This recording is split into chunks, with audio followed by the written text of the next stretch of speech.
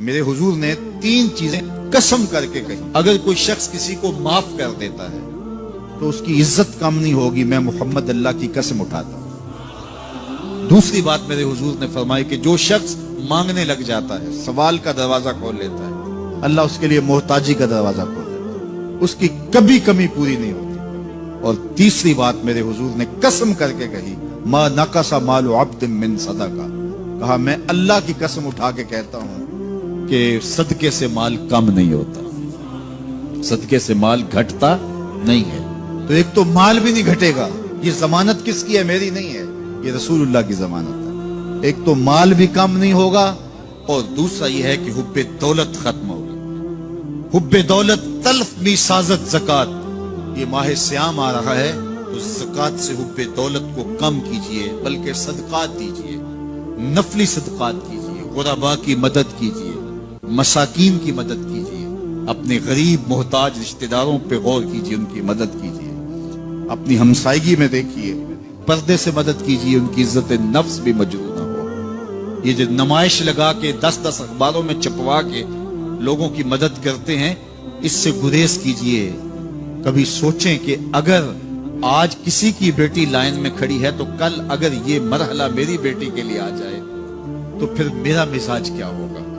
تو عزت نفس کا خیال رکھیے، لوگوں کی غربت کا تماشا نہ اڑائیے، اور لوگوں کی جو ہے وہ محتاجی کو اپنی تسکین کا ذریعہ نہ بنائیے۔ یہ تو اللہ نے تمہیں دیا اور انہیں نہیں دیا، اور وہ آزمائش کی گھڑی میں کھڑے ہیں، تم ان کے ساتھ کھڑے ہو جاؤ۔ تو لوگوں کی مدد کیجئے، دکھیوں کے کام آئیے، مساجد تعمیر کیجئے، مدارس دینیا کے ساتھ وابستہ رہیے، اور لوگوں کی فلاح کے لیے، بہتری کے لیے کام کیجئے۔ اللہ نے آپ کو دیا ہے، یہ مال یہاں رہ جانا ہے۔ میرے حضور نے فرمایا، ابن آدم کہتا ہے میرا مال میرا مال، اس کا مال وہ ہے جو اس نے کھایا یا پہنا اور پرانا کر دیا یا آگے بھیج دیا، باقی اس کا نہیں ہے، وہ وارثوں کا ہے۔ مرتے ہی ورثہ بن جائے گا، مرتے ہی ترکہ بن جائے گا۔ کفن بھی میلا نہیں ہونے دیں گے کہ بعض اولادیں تو بانٹ لیتی ہیں۔ اللہ اکبر، وہ گھر جو ان کے لیے بنایا تھا، ایک رات بھی تجھے اس گھر میں رکھنے کے لیے تیار نہیں ہو۔ آج تیرا نام چھن گیا، آج کوئی یہ نہیں کہتا کہ پیچھے سے مانگے اور حاضر اس چودھری صاحب کے، حاضر اس میت کے۔ آج تو ڈیڈ باڈی بن گیا، آج تو میت بن گیا۔ آج خان صاحب، ملک صاحب، چودھری صاحب، پیر صاحب، مفتی صاحب، تیرے سارے ٹائٹل چھین لیے گئے۔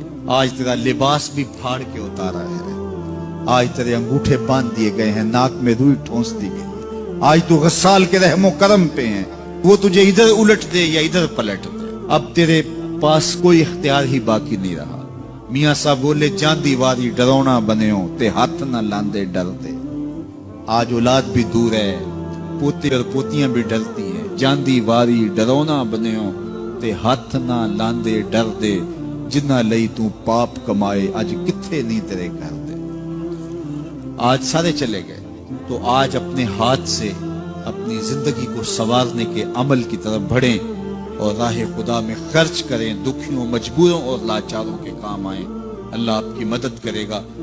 چلو سیکھیں قرآن، چلو سیکھیں قرآن، کیسا ہے اجر سنا، ایک حرف قرآن جو پڑھے، کیسا ہے اجر سنا، ایک حرف قرآن جو پڑھے، ایک نیکی ایسی ملے اس کے جو برابر ہے۔